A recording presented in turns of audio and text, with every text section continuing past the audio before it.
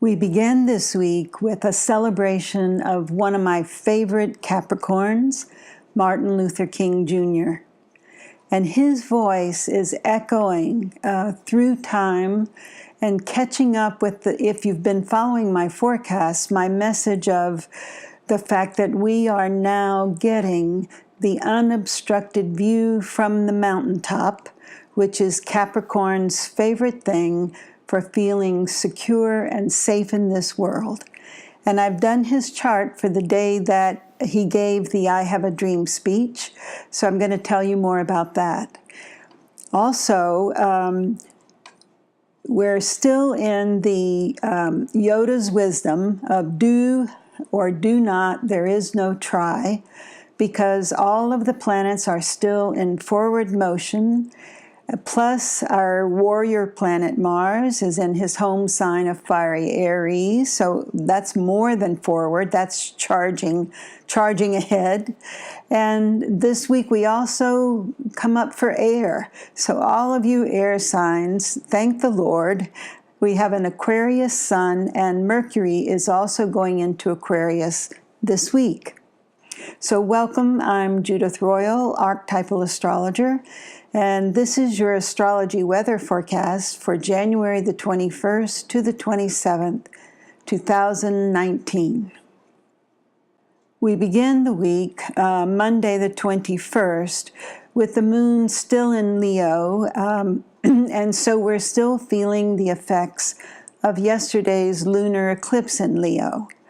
So I had said last week that it would be a lover's lunar eclipse, and it was, but I did underestimate the surrounding challenges that were leading up to that eclipse, because the eclipse was in 0 degrees Leo. So Leo really didn't have a lot of energy going for him before the eclipse happened. So there was, in fact, the challenge of some news. You probably got messages, memories, dreams from the past that were about a particular relationship that you're in. And for me too, I think it took us through the shadows. That's where our fears are always hiding. And we also got some surprise messages, some surprising news. But overall, it was a little bit hellacious. I will admit that.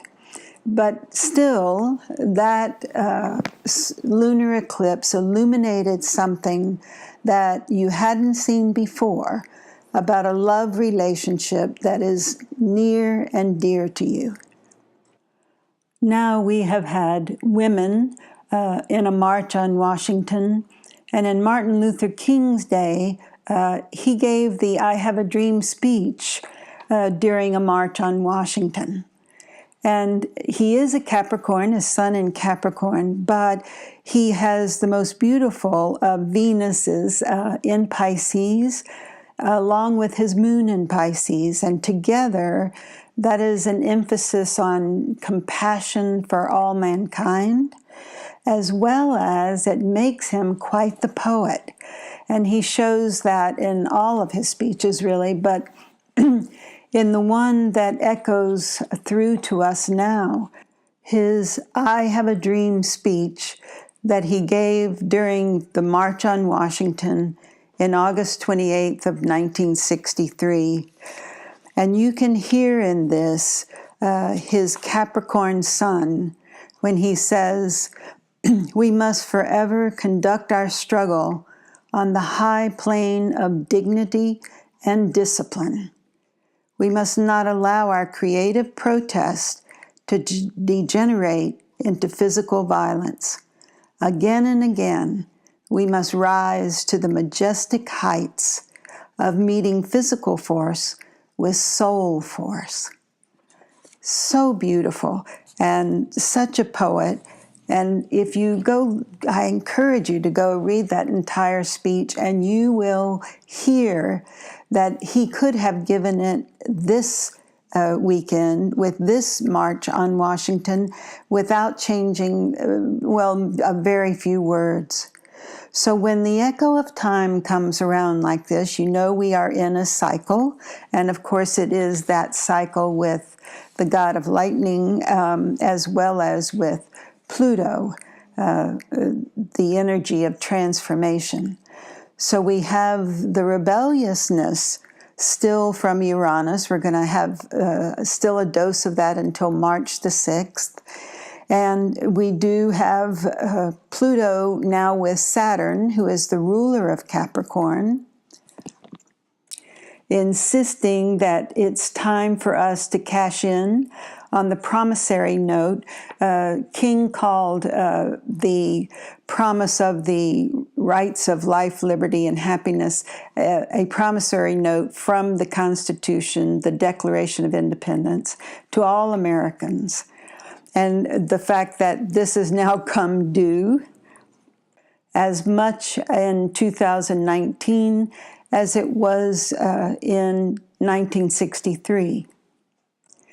This week, especially on Tuesday the 22nd, when Venus finally meets up with Jupiter for one of the most joyous of all aspects. And it is about a friendliness, a cheerfulness, and a joining with all humanity as peacemakers, so that if you run into someone in your life that temporarily has less than you do, that you might offer a helping hand.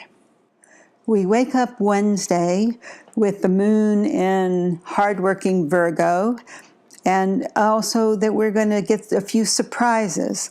But we actually will feel like working hard on Wednesday and getting a lot done easily. And this is the day, so for all of you air signs, Gemini, Libra, and Aquarius, this is the day that Messenger Mercury moves into Aquarius. So now we have air sign with the sun in Aquarius, and with our thinking, our communications in the air sign of Aquarius. So we get to take a big gulp of fresh air. Then the moon is still in Virgo on Thursday the 24th until very late at night. And this is the day of opportunity for getting your point across, of being able to talk to someone about what you really feel.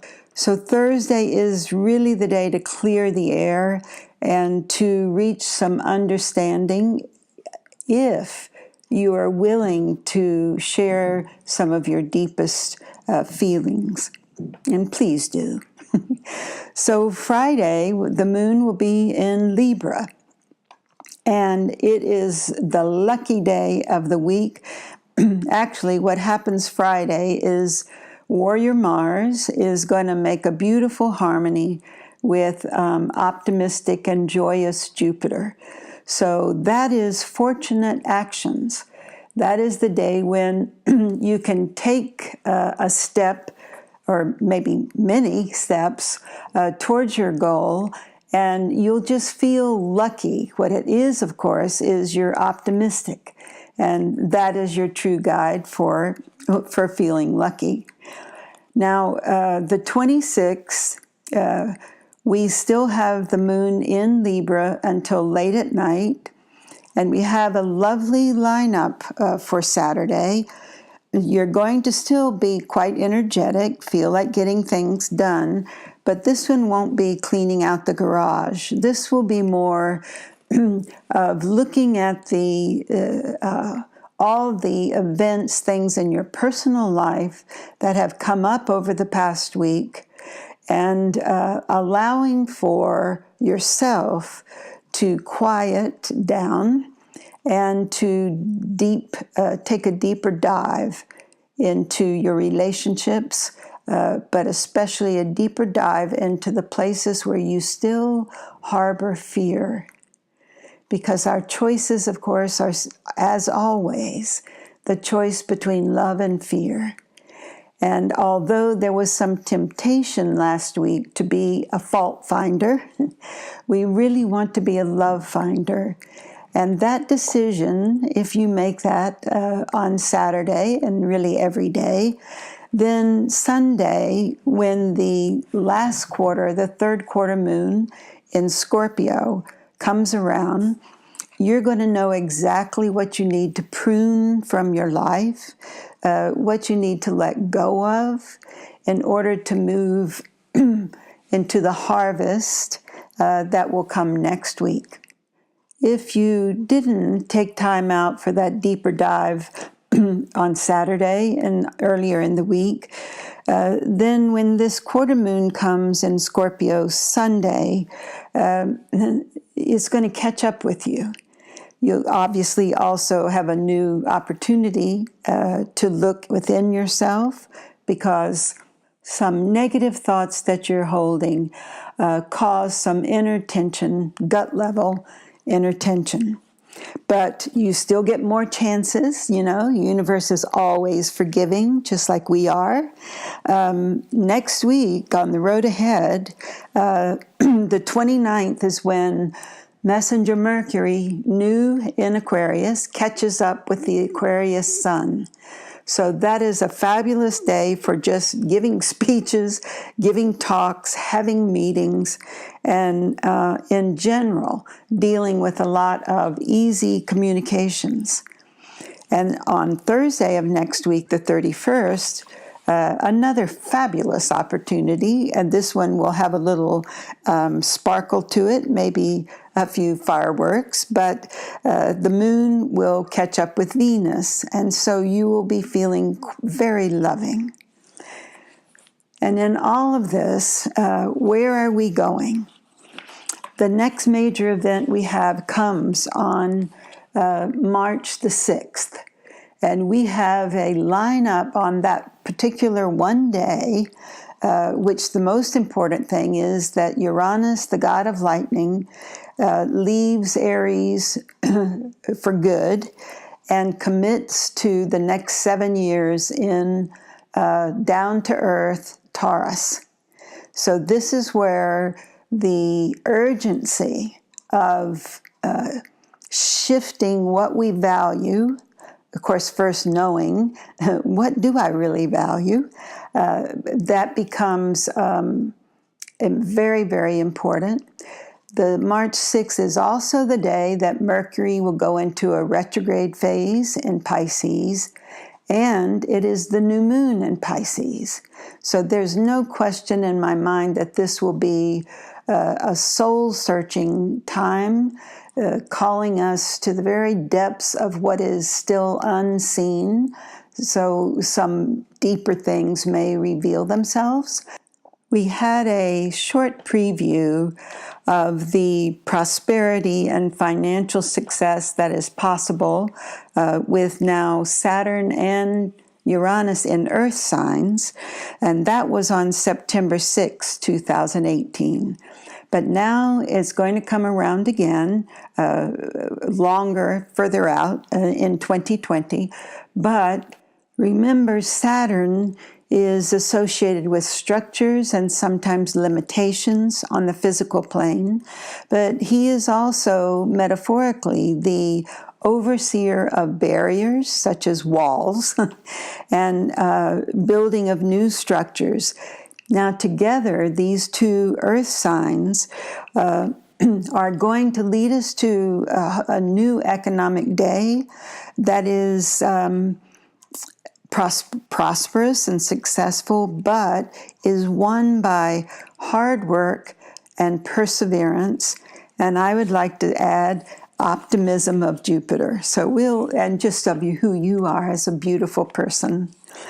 And last week, I'd like to close with this. One of my other favorite poets left her body on January 17th, and that was Mary Oliver. She wrote a book called Winter Hours. It's one of my favorites. And of course, she left us in the winter hours. And she left us with this great prediction about her passing. When it is over, I want to say all my life I was a bride married to amazement. I was the bridegroom taking the world into my arms. So, what a wonderful gift she is. And let's take the world in our arms and just give as many hugs this week as you possibly can.